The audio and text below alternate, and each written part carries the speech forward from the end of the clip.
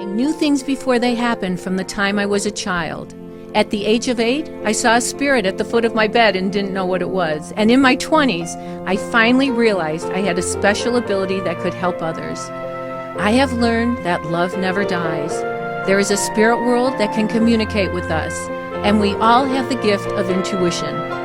Join me, and together we will explore the possibilities of the unknown from beyond and more. This is CharVision. Hi everybody, welcome to CharVision. I'm so excited because I have great guests today, and I really think you're going to learn a lot because I have, and I am learning. And my first guest is Rebecca Fearing, who is a psychic medium, and thank you for being here. Oh, my pleasure. I'm really happy you're here. And I can vouch for Rebecca's ability because I was at Kathy Hilton's, right? Right. And you were doing readings. Right. And everyone said, oh, do you want to have a reading? Boy, you're a psychic. Why would you want to have a reading? I went and sat down with this woman, and I was dating someone at the time who really wasn't the right person, but you were so kind, and you were so, you were just so, he wasn't the right guy. But, and he wasn't a bad person, he just had a lot of mental kind of issues. And you were just so kind as to how you phrased it with me to prepare me that he wasn't quite the right one. And you would say, be careful of his temper. And I went, oh my God. And I thought about you when that temper flared. Right. Well, sometimes people don't know that that a person has a hidden temper or some other hidden personality. Yeah. Well, behaviors. you know, I was so smitten at that moment. You know how you get smitten, and Right. you really helped me. So thank you so much, and thank you for being here. You know, everybody has their own philosophies of the work that we do, and you're a medium, but you're not a trance medium. No, I don't. I don't channel the actual spirit through my body or the person, as I say. And why don't you? Well, I don't like to. It's like, I feel it's like leaving my body in a bad neighborhood, and it's vulnerable. I feel vulnerable. Completely agree with you. Right. I don't want to leave my vehicle. I know somebody who was a trance medium, and things started coming through them that was not, they were not from a good energy. No. And in fact, it turns from a pure good person to somebody very negative. And when people go into trance, it scares me because they don't know what's coming through them. Well, absolutely. Once in a while, when I'm going to be wrong, though, a person will come through me and change it to the right answer. And that's okay, because that's your guardian angel. Right. It's like for a moment, I will, like, say if I'm going to say John, they'll put out of my mouth David, which is completely right. Or if I have a location wrong, they'll change it to the right location. I'm like, whoa, thank you. But it's not the same as trans medium. I would never do it. Yeah, and I wouldn't either. In fact, somebody once told me that anybody who goes into trance really, their health doesn't stay good, and also I feel that they're more vulnerable to have the low-level entities come through. Oh, absolutely. And they don't even know it because maybe with their other gift, they're really good. Right. No, it's I've seen other people do it. I had a girl friend, actually she wasn't a professional, but she channeled actually a boyfriend of mine that passed away. She became him to a T, but she would never do it again after that. It scared her so bad. She could feel his energy and him inside her, and he was choking, and she started to choke. So that was the last time she ever did it. Wow. Right. But it was kind of amazing the way she became him, but that's not my style. Whoa. No. You know, spiritualism has been popular and then not popular. It's had its ebbs and flows. And where do you think spiritualism is in today's world? Well, you know, there's the Fox sisters, as you know, in the 18th century. Going into the mid-19th century, it was very, very popular. And then it kind of waned for a little while. And now it seems to be more accepted, as I would say, even though still people don't understand exactly how we do what we do. And I feel it's a new way to communicate. I feel like people will be more open to bridging the gap between the different dimensions. And I don't think it's going to diminish. I think it's going to get even stronger. But I find that there's a lot of people coming out of the woodwork. Right. Wanting to be psychic or wanting to be famous and make a lot of money right. by being a psychic. Right. Well, you have to decide. It's like picking your doctor. You have to pick your psychic like you pick your doctor. You have to do your homework, be due diligent. You know, there's a lot of charlatans out there, and I know that. I've gone to a couple that, you know, the same thing. Lady, you got a curse on you. You know, give me $1,000 so I can light 10 candles for you. I mean, you know, I'm not saying who they are. I'm not saying everybody's like that, but I've actually been to people like that too. But that's not you and I. We don't work that way. And I don't, you know, I didn't choose to be a psychic in the first place. I was born like this, but I started in entertainment. You did? Yeah. Doing I started what? at Universal Studios. Doing what? I was the mailroom girl, and I was getting discovered. And I got Anna Strasberg heard about me, and she said, how long do you want to be? Well, how long will it take you to? No, can I start that over? Yeah, no, just keep Okay. talking. Okay. Wait, Anna Strasberg, is that Susan Strasberg? I was Lee Strasberg's wife, his second wife. And I was friendly with Susan. Right.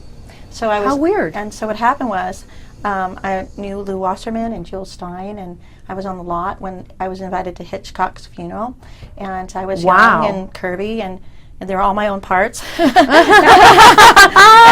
so I went to the school that Lee Strasberg. He was alive. I sat in with my mom, and then Anna met me, and she said, "I heard about you. You're the girl with the beautiful eyes." So I thought I was looking good, you know. And then she said, "How long before you want to be a movie star?" And I said, "I don't really know. I'm just like it, and I'm just doing it for fun." She goes, "You're in." Wow. So So were you in movies? I was in a couple movies, yeah. What movies? Oh God, there was so long ago. You know, there was one. I had a baby with one. I forgot the names of them, to tell you the truth. That's, well, you know why? Because you don't have that ego that needs to be stroked all the time. No, I don't even want to look. Okay, but anyway, this is a true story. I had a message from God, and He said, "Rebecca, don't be a movie star. You'll be washed up at the age of 50. And I'll put you back in the media when you're 50. And my first radio break was at 50. Wow. Right. So it's a very interesting story. What kind of training do you have as a psychic? I had no training. None. Just living and experiencing? Well, I had anybody that knew me knew that I had a lot of activity since I was very young. But when I was pregnant with my son, I said, "God, give me a job that I can do, that I don't have to have anybody watch my child." But in the meantime, I had several people come up to me that said, "Hey, lady, one day you're going to be a well-known psychic and healer," and I would laugh. Because I I would never do that. I didn't even know how they knew I was psychic. How do you know if someone's the real deal? A real psychic, or the real deal, or honest and truthful and pure? How do you know that? Because well, you know, it's kind of like a feel of a person, your first kind of instinct and hunch, you know, and they'll like you, when we were at just recently at an event together, and you came out with the name Rona, and Rona is my friend that I just was working on, you know, in a case with her. So you gave me some information that was so accurate, I didn't even ask you. So but you were worried about that at the time, right? I was very worried, and you said, "Rebecca, you got to go now." And I did, and we were successful in bringing back her missing daughter. But you went out of your way I went way out of to my way. help her. Yeah, See, I did. when we're guided, it's one thing to get the message. It's another thing to act upon it. And I confirmed what you already knew. Yeah, I acted right? on it, yes, big time. And then people were saying, "Oh, you got paid." I didn't get paid. In fact, I put a lot of money into it. But I have to say, even if somebody did her pay life me, was in danger, that young girl. yeah, oh no, yeah, and even if I got paid, it would have been okay, because yeah, she was in danger, and we did a sting operation from a vision that I had from God. It's a true story, and I put it together with the right group. Right. I had the information to do it with. Right. And they were going to do something else on Monday, and I said, "Absolutely not. God gave me a vision, and this is what we need to do, and if you don't do it, I'm leaving." Wow. I said, "I'm leaving. I don't want to see anything." And what did you do? So what happened was I said to my friend in the morning, I had a dream, and I saw this young girl like leaning over my bed, and she was in a lot of distress. But what I noticed, her brown hair and black hair spiking on the end, and I woke up. I was like, "Oh my God, what was that?" And I said to Rona, "I just had this vision of this girl," and I was thinking, "Is that Brianna?" But it didn't look like her because the hair was different. So that morning I insisted, "Rona, look, we got to do this, we got to do this." She goes, "Okay, Rebecca, I believe you, let's get on it." So we were going to use code names. I was going to use Rachel instead of Rebecca, and she was going to go, I think, by Jenny. And it was a whole sting operation. We had wigs and everything. And Wow. so we go into the place to get the rent-a-cars because we think we need 2 cars in this parking lot. And then she hesitated again with me.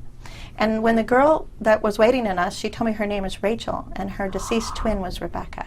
That's like, crazy. I'm like, you know what? What more sign? We kept But getting you do signs. stuff like that. Yeah, we had sign after sign. So she started to procrastinate. And I said to her, get the girl that's going to help us with the sting. This one girl, she's the right one. She goes, she's on a plane. I go, no, God told me she's not on a plane. She says she's on a plane. I go, she's not on a plane. Call her, please, just call her. She calls her. She missed her plane and was sitting in the pancake house. Wow. And if she had gotten on that plane, she told us later, I would have never been able to help you. So Wow. from that, it just, the whole operation is kind of a long story, but I had a vision that I was going to be the one who grabs her, and I couldn't explain to you, even myself, why was I there alone? Where was her mother or the police? So it ended up, she was at a location 4 miles down, which we had been casing with our wigs, by the way, for 2 days. But after we set up the sting and we caught the guy that had her, I just said, all of a sudden I said, we should call the Starbucks, because Rona was upset and she was like, they're not going to get my daughter. Because we had, in such confusion, we had forgot that we already knew about the Starbucks, okay? So all of a sudden Rona goes, Starbucks? Go, Rebecca, go and get her. And I was like, The timing is always important, yeah, right? Right. That's why this was the perfect storm. It was the perfect storm, because what people don't understand is we can be intuitive and we can know we need to do something, but also our gut will say, gotta do it now. And you might be hungry, you might be tired, you might just have other things to do, and you have to drop everything and do it at that moment. Well, it's funny that you said hungry, because in fact Brianna was starving. Oh, And the thing is God is so amazing. The divine, okay, because God had said send this amount of money, which was $25 instead of $20. I said, Rona, send $25 because he'll go shopping. She goes, no, I don't want to give him $25. I go, no, $25 because God says he needs to go shopping. So he called and said, I need $25. And so he ended up getting $25 and he ended up going shopping. But this is a footnote. This is where God is so amazing, or the divine, because I know you're worried about sounding too religious, but Yeah. she's very spiritual. Right, yeah, but this is true from the divine, right? But anyway, yeah, because I believe one God for all people. But anyway, the knucklehead, he went shoplifting. No. Yes, in the middle of our sting, he went shoplifting. Did you catch him? No, because we wanted to follow him. Wow. To find where Brianna was, and the police, they said if you see her, call us. Okay, so we had, the police wouldn't have even been there with us. So because he got caught shoplifting, and these 2 women just tackled him to the ground, and we're like, Wow. and my friend is like, is that a scuffle in there? And she said, we missed him, Rebecca, let's go. And then I said, no, he's in the store somehow. So then the police came, and then it was again the perfect storm, because then we were able to, I went to the location where Brianna was, but I didn't see her at first. And God, I was leaving. I was like, oh my God, I missed her. And God said, or God, the voice, whatever, divine, said, Rebecca, go back. You missed her. She's on the side of Starbucks. I go there. I go, oh my God. And guess what? She had the hair. They changed her hair. I recognize her hair. Wow. You saved this girl's life. Yeah, there's, all the facts are not out there to the public yet, but it was detrimental that we get her that day. You need to write all this down. Right. I mean, there's and so tell much it more in a to book. Tell it in a book. Right. You should write a book. Do you have a book? No, but see, it's so fun working with another psychic, because I've just come up with a title for a book. Good. Don't tell anybody so they don't steal it. And a memoir. I'm kind of putting my reputation on the line right now, because not because you're here, I'm thrilled you're here, but I kept having a feeling the last 2 days that I was supposed to give you something, and I'm not quite sure what it means. But I went to have my makeup done. I go to this place. And if they want to represent me, I'll tell everybody. If they want to sponsor me, I'll tell everybody that it's called Washington. Anyway, and on the way, and I was late, and Elise always gets mad at me because I come last minute. I was going to stop at a flower shop and get you something. And I looked. Could you? Sure. And I'm only supposed to have one, but I took 2 in case one got bad. I felt like I was supposed to give you a rose. And I feel like it's a message from somebody deceased. It's my daughter. Her name's Sarah Rose. Her name is Sarah Rose. And all her friends have tattoos of roses. It's my daughter. Because a little footnote Okay. to that story, just real quickly. I told Rona that the first sighting of her daughter will be on my daughter's birthday, on June 23rd. I said, Sarah tells me. So there was a sighting of Brianna, but they weren't able to get her, and it was June 23rd. It's my daughter's birthday because she helps me. So that's why. I feel Thank like you. she wanted me to give you the rose, and I said, no, it can't be 2 roses. No. I took, but here's the thing: as I was getting my makeup done, I see this girl coming there with these roses, and I said, "Can I buy one of those roses?" Because I was really late, and I didn't know that I'd make it to buy the rose for you. Right. And she said, "No, but you can have one." I said, "Really? I can have one?" And she said, "Yeah." I said, "Will you give me 2 in case one breaks?" She said, "Okay." And then, so there's a gift from your daughter. Well, and my daughter, our big thing was going to get her hair done and her makeup. And today, because I had to do something earlier, I didn't get to do professional makeup, but my daughter would do that. But you look beautiful. Thank you. And I think it was, Mom, don't worry, you're going to be okay.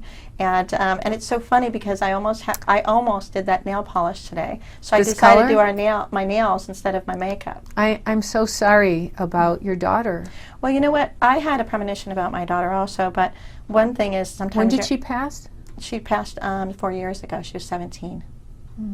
And I had warned her that day, but people don't listen always. And you know What did you warn her? Now, said- this is important for everybody at home to listen, because Rebecca's a professional and a gifted medium, but everybody has mother's intuition, father's intuition, Right. intuition about your loved ones. So listen, because you know, it's like the shoemaker's daughter, you know, Right. that has no shoes. So you always not just want to listen, but act upon it. So tell us the story. So what happened is, ever since my daughter was born, I had a fear that I was going to lose her. So I was very proactive in being there. I was PTA president like for 5 years. I was very involved in my kids' lives and juggled working as a psychic and a mom. And but I just had this horrible premonition. So, you know, as she was a little bit of a wild pony and got into some mischief, and I was warning, but you know, sometimes your closest family they don't want to believe you. So, and when the day that I warned her, I said, Sarah, I dreamt you died. I said, don't you dare do something stupid. Like the night before? The day. Wow. Okay, so her and her friend, we were at California Pizza Kitchen, and I told her friend, you know, Sarah's coming with me, you know, because I don't think that it's a good idea that you guys go out. I have this premonition. And the girl was a little bit older. She goes, oh no, I'm like an older sister to your daughter, Rebecca. I'll make sure she's safe. So as I was getting ready to do a radio show, Dr. Drew, Loveline, okay, it was Halloween. Now I had always made a pact that I will never leave my kids on Halloween. But then what happened was, when I was getting ready, she ran out. She was 17 and a half, and so she ran out the door with her friend, and I couldn't go get her because they were going to go, you know, just drive around or whatever. And to make a long story short, she made a very bad decision. There was an adult there. That's the only reason I let her stay. I was going to go get her, and she said, no, Mom, the mom's here, and, you know, there's 14-year-old sister, and we're fine. Well, that wasn't the case. They got into some trouble, and the mother saw what they were doing, and she slammed the door and went to bed. And so my daughter went into a coma, and nobody and nobody called the paramedics. And the mother, There was an adult there. So my message is, go into the house. I don't care if they're 17 or they're 1. Check the people out. My fatal mistake is, I don't have a good feeling about that house, but I never went inside the house, which was my mistake. If I had gone into that house, my daughter would have never been there. And so, because she caught me at a vulnerable moment, I was going to pick her up. In fact, I was on my way to pick her up. So I thought, well, the mom's home, it's 1:30. I did have that premonition, but they seem to be okay. They're cooking in the kitchen. I was going to go get them tacos. They went, and then that was it. So I believe that even the case of Brianna Herman, these adults were involved in aiding and abetting her all the way to Florida. And the same thing with my daughter, is that there was an adult there, but there is kind of a correlation between the woman that helped to aid and abet her daughter and the woman that was at the house the night my daughter died. They had a criminal records and drug abuse and all kinds of things. Oh, she said she cleaned her act up. and Rona is a good friend to you? She's my oldest friend. And your oldest friend, and you both had issues with your daughters. Yes. And I didn't know that. Why do you think? I don't know, because Rona and What is that? Well, Rona, everybody said that I would lose this case against wrongful death for my daughter. Okay, and I said, no, So I said, I did it, I probe her, and then Rona stepped in, and at this point, we are winning. Well, we're going to send all kinds of positive energy. Right. But you know what? And it's not that I say that my daughter was an angel. I've never said that. But as an adult, look, it's like baby elephants. When they lose their parents, they get crazy. There's studies on this.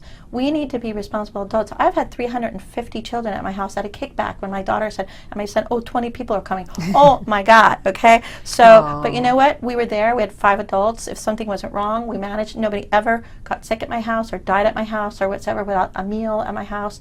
So what I'm saying, it takes you to be a responsible parent when your child, you can't keep your child at home all the time. And it takes the parents to keep an eye on them. And so that's my main thing, is pay attention, be involved. And wow. I believe that. But I don't know, my daughter, now might seem like a very crazy story, but my daughter called me 3 days after she passed. Oh, I believe that. I have full communication. I have it taped, the first call. So my daughter and I know where my daughter is. I know heaven's real. And she helps me. This is not the first case that she'd helped me on. You need to write about this. I write. I have a very interesting show about phone calls from heaven. There was a man years ago, when I first started doing this work, over 40 years ago. I remember being on some local show, and his name was Scott Rogo, and he wrote a book called Phone Calls from Heaven. Right, they're real. Now, at that time, I thought I knew everything. Right. Right? Oh, you know, and I had someone kind of guiding me who thought she knew everything. And, you know, I was the protege and I was, you know, whatever. And I'm thinking, how could there be a phone call from heaven? Anyway, not only was he profoundly accurate, right, he predicted his own death. Oh. He said he was going to die when he was 40 years old. I think it was 40. And he did. Oh, wow. And I now, you know, in retrospect, have learned, and that's why I'm always learning. I never think I know everything. Right. That I read for many people, and they get phone calls from the spirit world. Right. And they hear voices, or their favorite song will be on the child or the person who died's favorite song will be over the phone, or I mean, there's so many circumstances like this that happen, that really, really do happen. Right. It actually, a lot of people get them. Is that what I found out from my readings? But they are too embarrassed to tell. So their stories are private instead of sharing them. But recently, I had a widow. She's been grieving for about a year now. And I said, hey, Renee, do you have your husband's phone still turned on? She said, yeah. I said, you come in my office. I know how to do this. You will call his phone with your phone. And what you'll do is you'll leave a message. We'll leave a little space. We'll wait about 2 minutes, and we'll listen to that message, and your husband will be on there. And sure enough, we went back. He says, I love you, and he called her Nana. I didn't even know that, and it's loud. Wow. I thought... I mean, did you literally hear his voice, or you interpreted what was... No. We have it on there, full-on voice. That's crazy. No. I learned how to do it because I was so devastated by my daughter's death. Here I'm a psychic. I've saved so many people's lives, and I lose my own child. And you helped so many. Right. And I was like, I can't take this. This is not happening to me. And in front of the barbecue bear pit in Spavada Boulevard, my daughter called me and left a message because I missed the call. I went back, and there she is. I have that on a CD. And so after that, God said, I'm going to teach you how to call heaven, Rebecca. I'm going to show you how to do it. And so this isn't the first person that I've done this for.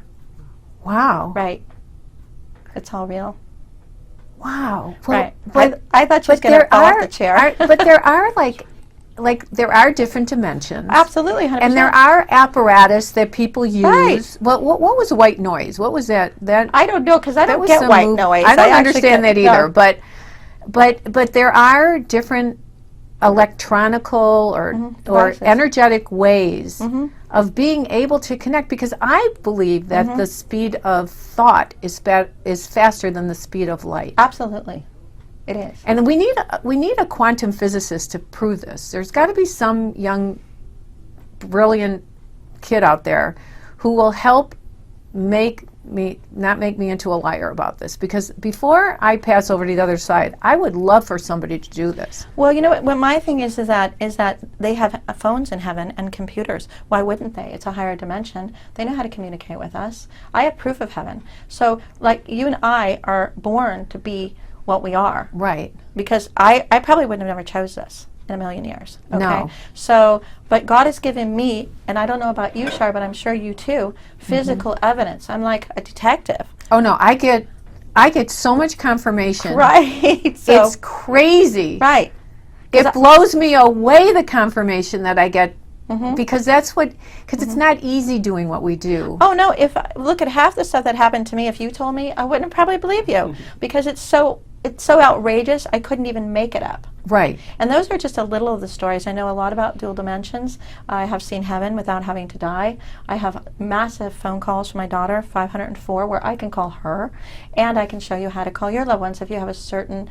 I have so many big phone bills as it is. I know. Well, anyway, it's like a commercial for Verizon. I've got AT&T, I've got Verizon, I've got my internet, I've got DirecTV. No, seriously, I would love to learn about that, and I would love for you to come back if you would. Oh, absolutely. And you know what, Char, I have to tell you, I got audio. I was going to do a haunting, but it ended up being a multidimensional, relationship with a cousin of this person who died. And make a long story short, I got him on my iPhone. Okay, so we found out what the story was, because a cousin Irving was there. But amazing, this is amazing. We don't work alone. Okay, right. And you and I know that. Right. We have a lot of help. We have guardian angels. But on that same call, which I have, that I'll have to show you after, there's a man with cousin Irving, and he says, "Oh, these are her clients." So there's a man with him, telling him who I am, and I have it on audio. Wow. Right, so there is proof in the pudding. Can you play that now, or are you I saving can. it for No, your... I haven't. I would love to hear Do it. you want to hear it? Oh, sorry. Okay, yeah, I'll What's show all you. that? Sorry, that's my phone. Do you guys want to hear it? Yes. Sure. And it's very loud, and it's not white noise. Okay. Let me try. So let's get it. So this is cousin Irving. You can play it close to your mic. Yeah. Where is the Your mic? mic is on your Oh, okay. All right, so here we go. Okay, so you'll hear cousin Irving saying, "Never lunch."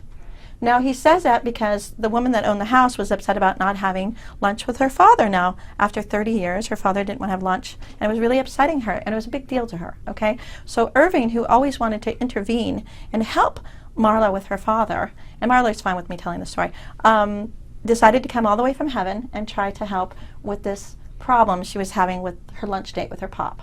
Wow. And then we'll hear that very clearly. Then I'll go to the other part where I say Chelsea, but you'll hear right after I said Chelsea, the other man said, "Well, these are her clients."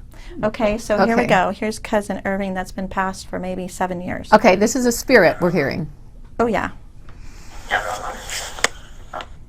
Did you hear that? Do it again. Never lunch? Yeah, here, I'll do it to you. How are Oh, wait, you? I'm We're sorry. not Let's go. I'm sorry.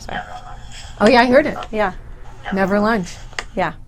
So that's Irving. That's crazy. Okay, now I'm going to show you the other one where it's a little harder to hear, but it's there. I just got to get the right spot. on this recorder. Okay. You'll hear Chelsea, and then you'll hear Chelsea, the guy. you tell the recorder. Okay. I heard that. What was that? That was him saying that's her client. So let's hear it a little again. It's not as easy, but Why? okay. I'm sorry. There's never lunch. Can you talk loud and you can get on this recorder? Okay, Chelsea. Okay, Chelsea, you tell the recorder.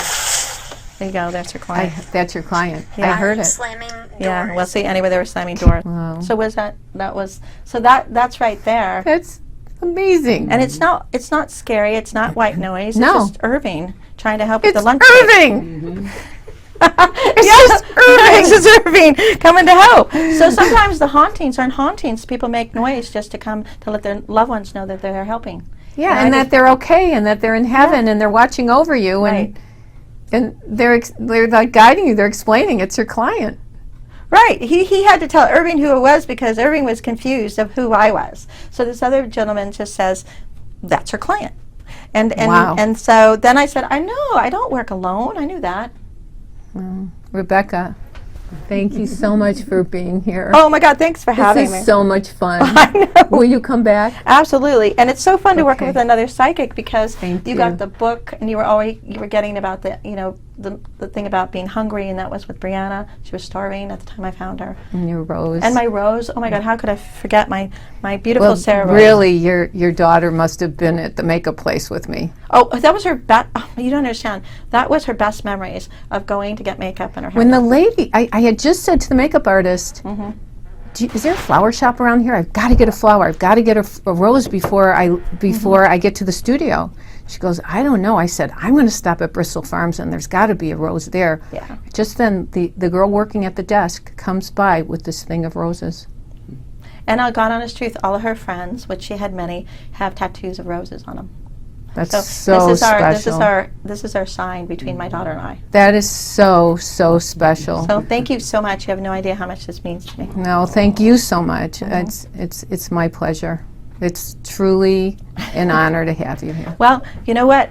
Our job is not easy, like you said, and so when one gives me a message, and I'm so eternally grateful because I give so many people messages. So and you've And been you amazing. do. Yeah, but you're Thank amazing you. too because you gave me some really good ones. So and especially the rose. Thank So. you. Okay, thank you, you. dear.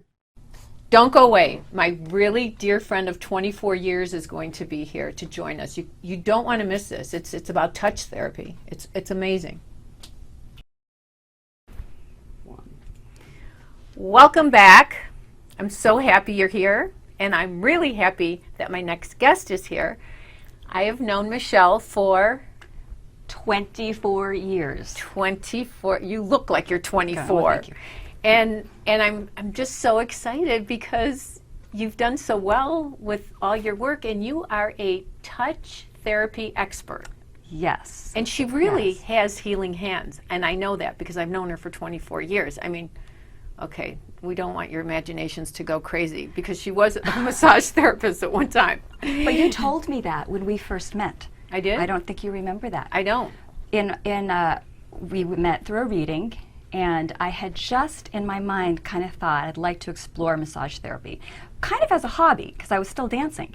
But we did a reading, or you did a reading for me, and out of the blue you said you have healing hands, and there's no way you could have known I was even thinking massage school, anything. Wow. And it kind of, in my mind, I was like, wow, well, maybe this is the direction I should go in. So, And then you did. And then And you I have. did. And now you've created this whole touch therapy thing, and it's amazing. Tell us a little bit about what that is. sure. Well, I have learned so many different modalities of touch. Swedish massage was the first thing, which is, the basic massage that people usually get in a spa. But then I explored reflexology, acupressure, cranial sacral therapy, if you know what that is. It's Yeah, about the you've done head. that. Yes, I didn't know do that. that. Deep tissue, rolfing, Thai massage, which I absolutely love, and which I've never done on you. I like Thai food. Well, we can go out for Thai food for lunch and then Okay. we'll do a massage. Okay. So what I have done over the years is a couple of things. I've tried to create products that will teach people how to do some of these techniques at home because not everybody can afford to get a massage regularly. Right. It's expensive. Are you still selling the socks? I am. Tell them about the socks. This is brilliant. Well, it came from a celebrity client who just sort of loved having her feet massaged. And so as I would massage her feet, she would ask me, what's that related to? And basically, if you don't know, reflexology is about every single part of your body, every organ is connected through nerves to Foot your hands. reflexology. Your feet, your hands, and your ears, believe it or not. Okay. But the feet were interesting because, it's something you can access, like I could get my feet right now. And you don't have to take your clothes off. And then you can actually touch parts of your body that you couldn't get to, like your back. So this client always was asking me, oh, you're pressing here, it's tender. What's that related to? Like, oh, you had a hangover or you have a headache. So I wanted to create a product that people could use at home. So I created these socks that were one size fits all. You see them and you put them on, you stretch the heel to your And heel. then on the bottom, I wish we would have brought one, but on the bottom it has every pressure point that you can press to That's right. relieve your stress, your pains. It's amazing. And foot reflexology is really, I just had it done. It's great. It's first of all, there's a lot of science behind it, and recently there's been more studies showing that it is effective. A lot of doctors are using it, pre and post surgery to help with pain. Is it that every part of your body is connected to a nerve? Is it to Yes. our hands and our feet? Right? Yes. So if you were to look at an ancient Chinese chart of the body, you'll see all these lines running through it. Those are the nerves, and they actually have energy. Qi, some people call it Qi, there's different prana, different words, and it connects the energy through the body. And what they believe is at the ends of the nerves, which are the ends of your hands, feet, and your ears, the energy comes out. Now, if there's a problem, like you have a kidney problem or you're having a heart problem, you can have pain or tenderness in certain parts of your hands, feet, or ears, which is where there's little deposits of calcium and uric acid, which is at the base of the nerve, and they're saying that the energy can't be released. So what reflexology does is you're feeling around, and you feel those little, they can feel like grains of sand, or they just may be tender. You kind of massage them out, and the energy then flows better through your entire body. Is that the Qi? Is that what it's called? Yeah, that's the Qi. So there's energy. Okay, so now the next level you've gone to is touch therapy. Right. Tell us about it. That sounds like it's more emotional. It is, and the way I've kind of been transforming what I do is that, yes, there are techniques that as a therapist you want to learn so that you can actually be effective when you work on a client, and especially if they come to you with a specific problem. Like, I know you had sciatica, so I needed to know what to do with sciatica. TMA. Right. Okay. No, TMI, I mean. TMI. I thought it was being so cool. No, it's fine. You can always have sciatica. But maybe it's much better now. That's great. Because my chiropractors who've been on the show, or who will be on the show, depending on when we edit this, have helped me. Which is fabulous. And so they know the techniques. But touch therapy is about understanding that there's so much more going on with touch. When someone puts their hand on your hand, there's so much happening. There's C fibers in your skin, which are stimulated, which sends signals to your brain. And then your brain releases dopamine, a lot of things like oxytocin, the feel-good hormones. Right. And at the same time, what your brain does and tells your body is to lower levels of cortisol, which is the stress hormone. Now, stress hormones are, there's two different kinds of stress. There's acute stress and there's chronic stress. But both stresses, your body is going to release cortisol, which creates so many things in the body, like your heart races, you sweat, all the things, your palms are sweaty, you're breathing shallow. That's what happens when you have high levels of cortisol. And it's does your blood pressure go up? It can, yes. And they have Can it cause diabetes or? It can, and they have studies that show kind of the reverse. So if you use touch therapy and you use other techniques, could be yoga, meditation, that can calm the cortisol or reduce the cortisol levels of the body, everything improves. Blood pressure goes down, you breathe deeper, you can think more clearly. But I know if you touch someone without them even saying ouch or anything, you'll say, oh, you have an issue with your whatever, spleen or something. Right. How do you know that? Right. Well, that's intuition. I think it's a combination. You are intuitive. You are. Thank you. I don't know. Sometimes when I see someone and I don't even have to touch them, I can kind of sense where there could be a problem. Now, I was really drawn to reflexology because then you can actually feel it. So like if you're feeling the hands and feet and you feel some graininess without the person even saying to you, oh, it hurts there, or I have a problem with that part of my body. You can feel graininess, like there's almost sand under the skin.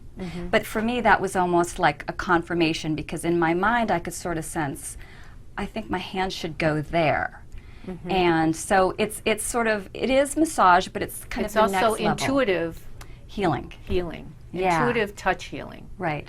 Now, I know that there are a lot of people who don't really touch someone else, or are not touched, or not hugged, or loved, and that's one of the reasons I think animals come. Oh my God, he's got to fix his bow ties on TV. That animals come into play because animals will, the way they hug is they lick you, and that's how they hug. But there are some people who no one ever touches. I know, and it's so sad. I mean, there were studies done in the 80s. There were some studies and reports on 2020, I don't know if you remember, about the Romanian orphanages where there were babies who were left for hours every day, not touched. But now they're looking at studies with men and women in the U.S. and all over the world that we are touch deprived, especially in the U.S. And there were some studies done on couples in a cafe, and they looked at them for an hour, and they measured how many times they touched each other. And it might have been just like a little hand touch. But in, I think in Mexico it was over 100, and in Paris it was, higher. And then the U.S. was 2 times.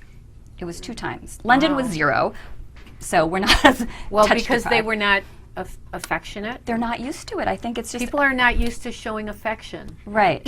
My dad, when he was alive, he passed in '84, he was very active in the religious place that we belonged to, and he taught all the people running the place to hug. No one ever hugged in that whole Right. place, but my dad taught them all to hug. Well, and that's amazing. I mean, I think that's something But that hugging's kids need important, isn't it? It is, because you need that social affection. You need, it's just it's the way we connect with each other. That's the way we bond. I mean, basically, primitively, as little babies, when you first come out of the womb, you need touch. But as you grow up, you need to have some connection. I think that's why a lot of people really connect to their pets. Right. Absolutely. Right. And studies have been done with elderly when they're alone in their homes and in the hospital. Yeah. When you bring a pet to them, it's called pet therapy. Right. And it's done in hospitals a lot. There's, I think, over 400 hospitals, or maybe more now, that do it. That some elderly have no family, nobody to love them or care for them, No. and their caretakers and nurses are the only ones that ever really touch them. Right. And sometimes it's not. It can be a painful touch, especially if they're in a hospital, but it's not, it's not a nurturing, loving touch, which you would get from a friend or a family member. They've done some really interesting studies on touch between adults. Dr. Hertenstein did, I think he's a neuroscientist, did some studies on basketball teams that touch each other during the game. Oh wait, I always wonder why those guys are always slapping each other's butts. Yeah, well, I don't know. I don't know if they're bi-curious. I don't know what's going on there. But something's going on. yeah, well, they've done studies that the teams, believe it or not, the basketball teams in the NBA that touch each other the most, and that includes every high five, bump, fist bump, whatever, they are the better teams. They are. Yes, they are. Wow. Mm-hmm. I think we have to start touching each other more with my staff here. Okay. Yes. Elisa's got her thumbs up. Yes. Now we hug all the time here. Well, I'm trying to teach We that do. to children. We hug. Yeah, the sad thing is, We always come in and we hug, and we leave and we hug. It's like family. well, I think that's really important, and I think it's sad, but in the 50s in the U.S., there was a whole child rearing theory that they said, do not touch your kids. They said pat them on the head when you put them to bed, because they had this idea of they don't want to make children too dependent. They're trying to raise kids that could just, be on their own. And then I think it was not till Dr. Spock's book on child rearing came out, which sort of talked about more nurturing child rearing, that things changed, and it still has a long way to go. But parents need to feel comfortable touching their children, and that's why I teach baby massage and toddler massage. I did a baby massage shirt. Do you remember that? Yeah, I do remember your baby massage. Tell us about the results of baby massage. What does that do? Well, baby massage is incredible. On a physical level, there are studies from the University of Miami's Touch Research Institute with Dr. Tiffany Field, who's sort of the pioneer on studies on touch. And babies that were massaged versus babies that were not massaged in the hospital, I think gained 47% more weight, left the hospital 6 days sooner, at a savings to the hospital, or savings probably to the parents, of $10,000 per baby. Which Because is pretty they were amazing, hugged in because they were love. massaged. Yes, this was a study that came out a while ago, and it's there have been many other studies to confirm this. But when you hear that, you think, of course I'm going to massage my child. It's like the easiest no-brainer. And the techniques are so simple. There's just a few things you need to know about, which direction you want to move your hands and kind of what not to do. But Do you think, well, I don't know how to phrase this, but because there are people in the world who are nuts and crazy and there's pedophiles and whatever, do you think that sometimes people are afraid? yes, I think people are afraid. They're afraid, first of all, if they don't know what they're doing, that they're going to hurt their child. But the idea of touch, there's always a sexual aspect to it. And what's sad is even for parents that do touch their children, maybe they do baby massage, maybe they touch their children, when the kids hit sort of adolescence or Right. preteen, touch stops, which is actually sad because that is when the kids need touch. They need the nurturing and they need the security Yeah, to because know that they're loved and that they don't have to find it in the wrong places. absolutely, because they're in this in between, they're still kids really, but their bodies are changing and they need the parent to put their arms around them. But the parents are kind of, oh, I don't know, especially if it's a daughter with the father, or, vice versa. Right. So because people get paranoid about stuff, right? Yeah, in schools too. Now in high schools, there were some Yeah. laws that teachers can't hug their children, can't hug the students. Really? It's a very weird and it's a fine line, and boundaries have to be So in boundaries place. are really, really important. But you don't want to go overboard with anything. Everything has a happy medium. Yes. I'm a happy medium. Yes. But Yes. but seriously, everything has a has a balance and a boundary of how we can act and not act to give love and receive love by touching. Right. And I think that if children or parents can teach the children at a Right. very early age, good touch versus bad touch, teach them boundaries, but teach them that it's okay But, to touch. I grew up with parents who always kissed each other and hugged each other, and they watched TV every single night and held hands till my dad passed on. My sisters are both very affectionate with their husbands, and Yeah. I'm always dating different guys, so I'm always affectionate somewhere. And you have Sonny. This is the perfect example. Look at the love you show Sonny. I know, I'm so lucky to have him, but it's true. There is some healing that goes on. So the people at home who have animals, I'm sure they can identify with what we're talking about. Yes, and we are all energy, and we have to believe that our energies, even if we didn't touch, are connecting, but then Right. if we really touch, it's powerful. I have these 2 magnets that I leave on my desk. And just sometimes when I'm writing or thinking about things, I will pick these magnets up. They're this big, so they're powerful. And I go like this, and I cannot get them together. But then I look there's nothing there. But obviously there's that electromagnetic field between Right. these magnets. Right. So, In my events, I always have people go like this to feel the energy between 2 people and how you can feel the electricity between 2 people.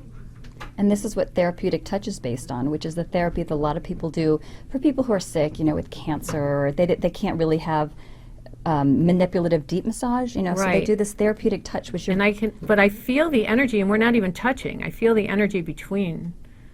And people do this in my events. People literally feel the energy from each other. You're fascinating. Thank you, but this whole thing that you're creating is fascinating, but you've always been so ahead of your times and creative. Will you come back so we can talk more about this? And Yes. and how can people get a hold of you? And can we talk about your book or not?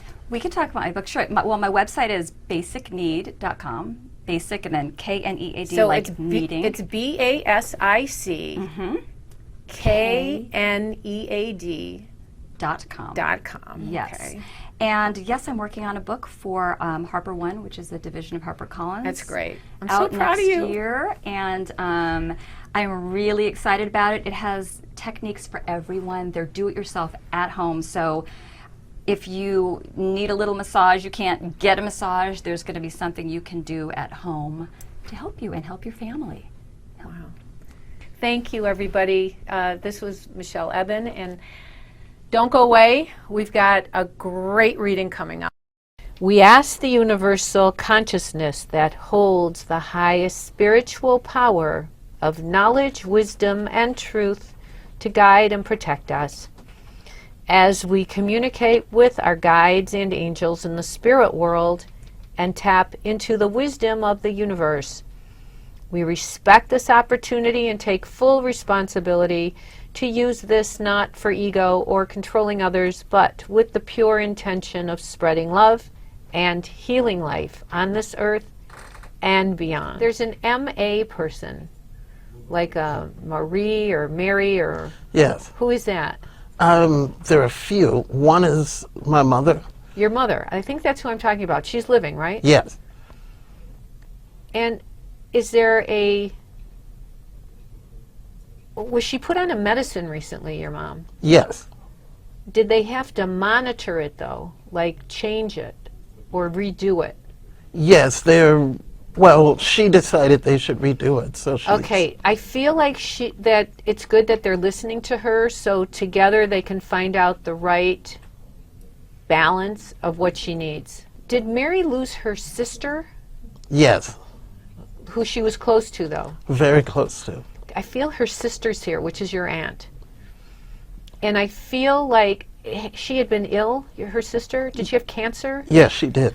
Yeah, her sister's here, wanting your mom to know that she's at peace, that she's happy on the other side, that there's a home. When it is your mom's turn to go the other side, there's a home waiting for her with family and loved ones who have passed over. Thank you so much for joining us, and we'll see you next time. I can't wait on CharVision. If you like what you've seen on CharVision, then go to char.net and book a personal reading with me, or join a group reading, or join one of my workshops where I teach you to be psychic and intuitive.